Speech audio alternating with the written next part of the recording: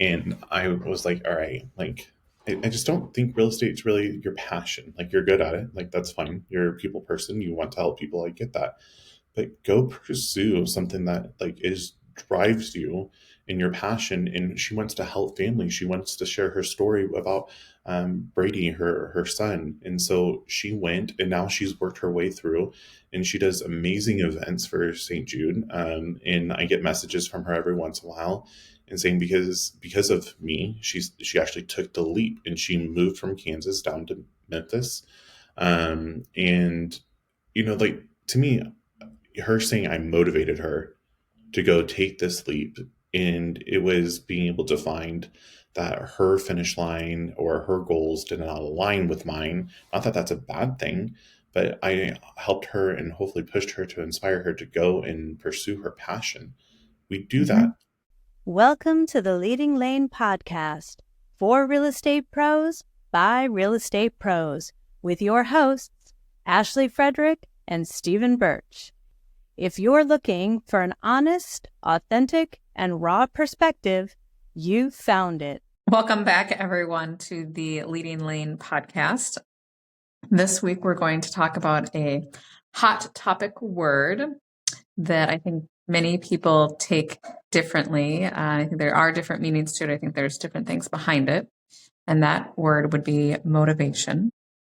So, Stephen, can you tell me what motivation means to you? To me, motivation is movement, right? Like, it's creating movement. It's inspiring people. It's making sure that you're being a leader is to motivate somebody. I look at it as a football coach, a basketball coach. Like, to me, they're there to motivate. They're there to move and score, right? Like, they have players that they're working with. Where this is coming from, I made a post on Facebook and asking the question, what do you do to motivate your team? And, there's different people's opinions, and everybody is entitled to their opinion. That's totally fine. But some of the comments on there were I was taken back by, just more so that, you can't motivate anybody and they have to motivate themselves. As I know that is true. You can't want it more than somebody, but sometimes people can't see, their own potential in themselves. And I think it's our job as a leader to be able to pull that out and help them see that and shine in a different light and motivate them to move them forward to their goals. It doesn't mean that I need to motivate them in the fact of, at least to me, motivation isn't just, bringing pizza to lunch and having champagne and orange juice at meetings. Like, yeah, those are little things to help with culture, but to me, that's not motivation. I think that's more so just like, I got the ick when I used to work for corporate America and all we got was a pizza party because we did something great. Like, that does not motivate me. So yeah, that's kind of my breakdown of motivation. What is your take of motivation? So it's funny. I Googled it. So it's as motivation is the internal state that drives people to engage in a goal-directed behaviors. It can explain why people start, continue, or stop a behavior at a specific time. It is a complex phenomenon that is studied in psychology, neuroscience, and other fields. So I think that you're correct in that there is a bad misnomer that's tied to motivation, if you will, and people just think like it's a buzzword, what it is. But I do think that you're right. If I even just try to look back at, my own history of things, you do have to have the internal drive, but let's be honest in that sometimes people's lights might get dimmed and they need something to help move them forward so that they do have a brighter light, if you will. And I think that comes more so, like you said, from leadership, which comes from accountability, which comes from check-ins, which also I think comes from chin checks, because sometimes people might be stuck. And if no one's actually having a conversation with them about why they're stuck, like we've talked about, sometimes it could be something personal at home. It can just be something that was potentially misinterpreted, in a conversation, because we know that even via text, things get misinterpreted. And people sometimes, I think, fester on those negative things. And I feel like if we're not being accountable and we're not checking in with people, that's when people's drive can change. Where I think if you put people in a room where drive type of conversations are being had, that's its own internal way, I believe, of motivation by even just watching other people. So sometimes it has to do with some people's drive is competitive, right? Because like we're not competitive at all. No. And, again, like if you're just out there in like la la land, it can be different. Or if you're kind of set in a room with people, or that you can have conversations with people about what those big life long-term goals look like, you can start to think about things differently. I agree with you that there are, like, I remember, like, right, even going back to like elementary school, I think it was, we got like a personal pan pizza from Pizza Hut if we read a book or Book something. it. Yeah, Book it, there personal you go. pan. Yeah. Good Right? story. Pizza Hut was my very first job, so I know all about the buckets. Yeah. But do you know what I mean? It's funny when you like look back to like 30 years ago, like food was motivation then. Well, look where the world is now. Maybe that was an issue. They read too many books, damn it. Mm-hmm. Right. So, but it is like we like to use food here not as motivation, but we use it more as collaboration, if you will. So like we do it for like lunch and learns. But I think the point is just, in reading through some of these comments, it was all just directed at people having to do it themselves. And you're right. I think what's the book that we have both read that talks about, I think it's Kobe, or is it Michael Jordan? It's Kobe. Driven You're the Purpose? cooler. It's gonna bug me. Which one is it?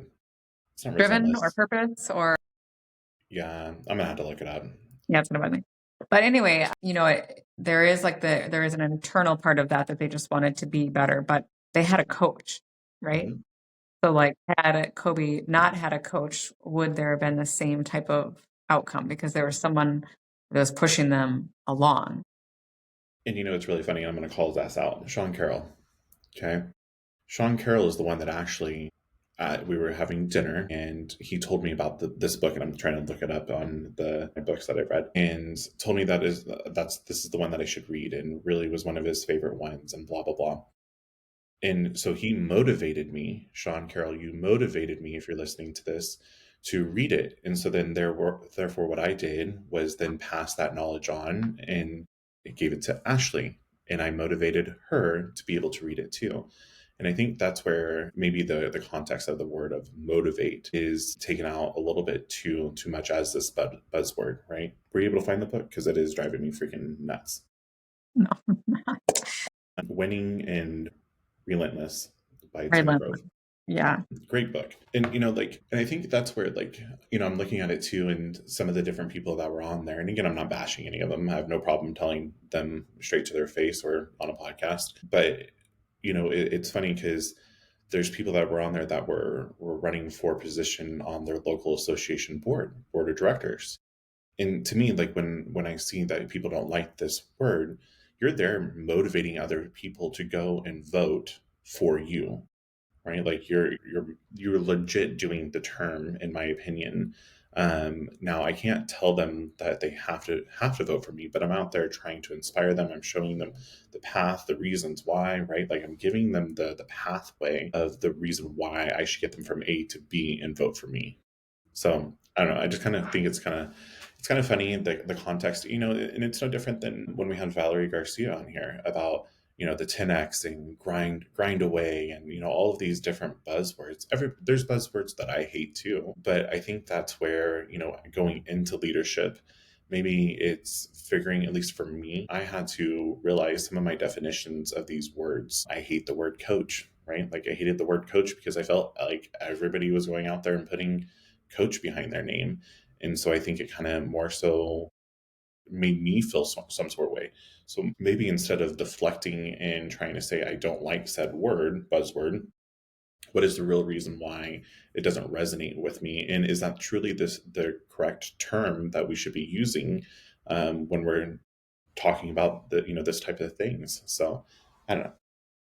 yeah. I mean, and I think the question was how do you motivate your team? I believe is what the question was, right? Mhm. And I think if you do think about it, it's not just in the office, but if you think about at a sports like an actual game, right? Like there are ways, whether it's giving the ball to the not expected player, you know what I mean? Like if you were watch the history of like, now I know Riley follow the Chiefs now, right? So shout out Taylor Swift. But anyway, like there are people that people always think that it's going to be Travis Kelce, right? And now he knows that. So like other people have had a chance to shine because he's helped them with that opportunity, right? Or whatever that might look like. But when you give people those opportunities, like they get better, right? So like that's the other part of it is like it's not just like motivation. There's so many other words that fall into that, in my opinion, like accountability and opportunity and recognition. I mean, let's be honest, there are some people that do well off of recognition. And I think that's where it comes back to the leadership of really getting to know your people, because there are definitely some people in my office that hate recognition. And so I wouldn't spend a lot of time on that, where there are other people that, feed off of that. So I think it's really just a matter of like literally like what does motivate them. And you might hate that word, but like what makes your people perform better? And I can tell you that sure, it might be self-driven, but I've also seen in people like when you've come from a toxic work environment, right? So like Charles is a prime example. When we were at our old brokerage, like everyone was unhappy, and sure, like it's the office in general was negative, right? But then it does start to wear away at a person. Like same with myself, right? I stopped going to the office. I thought about quitting real estate. That's because of your surroundings. As much as you personally want to try to change that and do it, you can only be worn down for so long. So to me, it's always interesting, like when you actually move people out of those and put them into a healthy environment, that they can flourish, right? So then Charles moved over and like found his love for real estate again, right? Like I moved over, we opened the brokerage, had my best years in real estate after I just thought about quitting. Like it's a matter of the environment plays into how people, it does affect their internal drive. I agree. I mean, I can't motivate or make you do something. You have to have that spark definitely there. But there are outside influences that bring everything together. I shared this with you a little bit ago about there was an activity that I did about, it's been a little bit with my team, but it was giving them a can of soda and being able to, like, I made them drink it or dump it out, whatever. And I did a competition. I said, okay, let's see who can crush this can the best, right? And after we went through and we were talking about it, after everybody crushed it, then I said, okay, now let's put the can back together, put it back in pristine condition. And you can't. There's no way that you can pull that can back without the ripples and everything else. And so, like, that's the outside influence in this conversation of, there is negativity, there is the toxicity, right? There's the different things that people say. You can never take that back. Because, even though that can wants to make me get back to perfect, nobody else can make it other than, that internal person. And if you put a piece of fruit right next to a rotten fruit, it's going to rot way quicker. No, that just happened to my avocados. Damn it. I can never keep my avocados, like, at all. Well, because you can't buy them like green, because then you can't like use them. And then, I got next to something and I had to throw them away this morning. But anyway, yes, you're very right. It spoils what's right next to it. But, go ahead. No, because my brain's still on avocados. I buy frozen avocados now for my smoothies in the morning. That's a good idea. Yeah. So anyways, motivation, like there's different words though, like the appreciation, like you were saying, there's the 5 love languages, but there's the profile languages of, yeah. Well, there's like an assessment that you can do, but I can't remember the author for it. We talked about it before, but it's figuring out what is their level of appreciation, or how do they want to receive appreciation. And I think as a leader, when you motivate somebody, you want to understand how they like to receive that appreciation. You also need to know what is their underlying why. And that's a buzzword little phrase that I don't like, but understanding their why, where do they want to be able to go? I can't just throw all of this on top of them and say, this is what I want. If I'm really trying to help somebody get them to their goal, ultimately their finish line of wherever that may be, I need to know a lot of these different factors. And when you talked about the chin checks earlier, you have to challenge people, and you have to be able to allow them to see things from a different perspective. We're not looking at it all from the same lenses and the same areas of the journey in life. And the more that we can get down to the nitty gritty of that individual, I think that's the quicker that we can light the fuse to get them there faster to that finish line, whatever it may be. But let me flip this around. Like, let's say that we're in an environment and we don't have a leader. We don't have necessarily the positivity, and everybody gets to go do their own thing. And we're really like just kind of out there. How do you think those people perform without having any outside influence, positive outside influence at all? And they're only relying on that internal motivation, and that's it. I don't think that they're probably performing to their capability, right? So when I think that it's just in general, like when you're stuck in a rut and then there's no one to have those conversations with or no one to look up to, I actually feel like those people can start to just trickle down. I mean, I think we're seeing it right now. I think our board president said in the state, or I can't remember how she said it, but like less than 50% of the agents had like one transaction. And like that's mind boggling for me, right? And, a lot of them have called her to complain about things. And, I guess my question then too is just like, where's that energy coming from, or where's the other part of that energy? So instead of like taking the time to, and we see it on, like on Facebook groups too, like people will complain about how slow they are or whatnot. I mean, question is just like, if you were put in a different room where somebody was challenging you with that, or like instead of spending an hour online complaining about something, like could you be going out and meeting someone, or could you be having coffee with a lender? But right, if you're just stuck with all the people that then like throw on there like it sucks, this market sucks, right? And then like I'm turning around and being like, if our office feels like it's July. So I mean, like that's because we're like feeling it, and like what you're promoting is coming in. And I think that that's an opportunity where people do need to find outlets, whether it's Buzzword coach, whether it's something like what Neva does, the Rise and Thrive, right? It's an hour twice a week to try to fill your mind with positivity and things you're grateful for. And it is, Neva's very big on mindset, which I believe in, and visualizing things where you're just stuck in this like black hole. Like that's all you're going to see is the black hole, right? Like you have to find a way to find that light somewhere. And I think even for me, that goes back to Imran, where I called Imran one day and I just said I was struggling and I was like, I need help. Like I need help in some fashion. Right. And then he turned me on to a coach, which, changed things. And it's the ability to ask people for help, whatever that might be, whether it's just, I remember one time, like I wasn't in a good mental space and I just like wanted a friend to go to a pedicure with me because I just needed like an outlet for an hour, right? And I think that that's really important this time of year as well. Like I can feel it, like, right, it's dark at 5 o'clock here. It's dark when you wake up. Like I feel like I go to bed at 7 o'clock every night. I might have gone to bed at 8 o'clock last night, right? It's like, it's somewhat depressing, and you have to have those people that are willing to check on you and make sure that you're okay. And I think it's okay to ask people or just say like something's not right so that they can try to help. I've tried to tell people about Rise and Thrive, or told people to take some time off, whatever that might be. But if we're all silent about it, like, we can't help one another or find whatever that internal motivation might be. And it might just be a simple conversation that somebody needs to get something off their chest.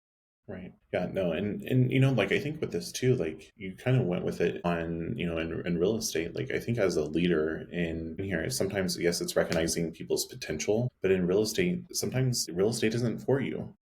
And I have a story that Katie Mortimer, she was an agent for us for, I think, about a year or two. And, like she's a great gal, love her. And maybe I think that she would be great as a guest on here because her story is absolutely freaking amazing. But her son passed away very early of cancer. And so she did a lot of volunteering for, St. Jude and just a lot of different things. And there was an opportunity that came through, and I think it was towards the end of the year, and I was like, all right, like I just don't think real estate's really your passion. Like you're good at it, like that's fine, you're a people person, you want to help people, I get that, but go pursue something that like drives you in your passion. And she wants to help families, she wants to share her story about Brady, her son. And so she went, and now she's worked her way through, and she does amazing events for St. Jude. And I get messages from her every once in a while and saying, because of me, she actually took the leap and she moved from Kansas down to